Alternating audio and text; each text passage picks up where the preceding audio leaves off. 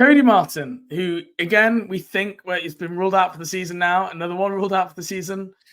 He's been played in total now 27 minutes per game, averaged 7.5 points, 4 rebounds, 4 assists, 1.1 steals, half a block, or double the block rate of Miles Bridges, which is pretty wild.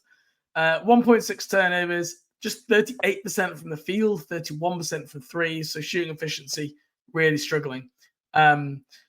Highest usage of his career, 18%. Not exactly easing Cody Martin back in after his long spell on the sidelines. It was like, everyone's injured. Cody, can you go play point guard? Was basically what happened. Playing him in a position he'd not really played that much in the NBA, asking him to take a lot of shots. I think that's why you've seen some of that shooting efficiency really drop, because, Cody was having to take some go-to shots at the end of the shot clock, which is not what Cody's job CV should say in the NBA. It should be like toughy, gritty, defender, hustle guy with a little bit of playmaking, but you never want him to be taking a shot while being guarded by anyone, basically. I'm curious. What did you make of the point guard Cody Martin experience? The stats and the numbers all say it was good. And I think I was left, like, the eye test for me just showed it to be a little bit wanting. I mean, I don't think it's something this team would ever go to, like, on a if everyone was healthy basis. But I thought it was like a little bit not disappointing. I don't think it's something the team should ever look at when the roster is healthy. It's not something like, oh, I think there's more here, let's explore it more next year. I think that was strictly a break glass in case of emergency, and there was one. I agree with that. I definitely don't think it was like the internet hated it. That much I know. I think, were maybe a little bit sour on it, but I heard like all I saw was Duncan talking about how Cody Martin at point guard is, and I was like, I don't know, guys. You might have seen some of the passes, because there were some lovely passes. There were also some really bad over dribbling, like slow the play down moments as well.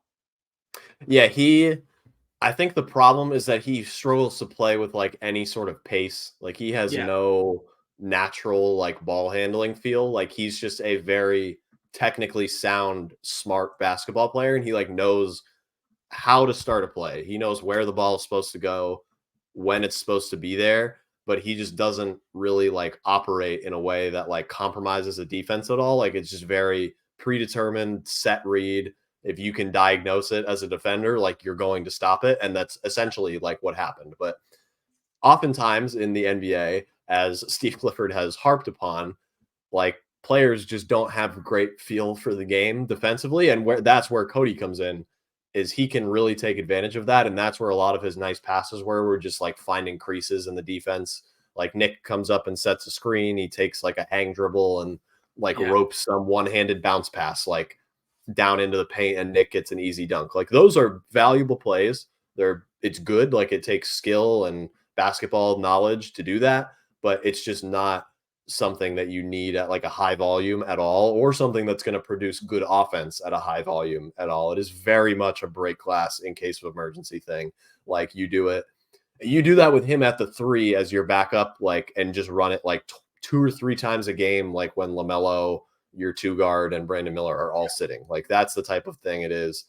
But we just had to do it for what, like too many 2 minutes. weeks. Like I think probably like 2 weeks maybe of like real games worth where he was like the best playmaking ball handling option on the team if you weren't going to take Brandon Miller out of his role. But yeah, let's not forget when he came back, they played him too many minutes, and then he went out again with like knee soreness, and Steve Clifford even like admitted it. He was like, "It's my bad." And the fact that the team let him play too many minutes, like the team should have had better control on that. The medical staff should have been looking at Steve Clifford and going, "This guy has just been out 18 months. You are not paying him more than like his allocated minute return. Like this will put him back." And they didn't do that. And I think that goes to show some of the problems that staff have had. The one thing I will say is I still saw that he was probably the best positional, like pound for pound defender on this team. And from when he was healthy, I still see him playing a role in this like roster moving forward. Like I think he is the battle next year between who could start but not next to Brandon Miller and LaMelo Ball, like Cody Martin could be one of those options. Absolutely a very real possibility. I would not rule that out. I feel like, and we'll end this on a positive note for Cody, who's had a pretty rough stretch of it injury-wise the last 2 years. I feel like the ideal version of him is very, very similar to but obviously in like a toned down version, but is very similar to what Derek White does for Boston right now. He doesn't have the playmaking or pace or speed or quickness that White has, but just open threes, making plays, pest on defense. That's what Cody can do for this team at his peak healthiness.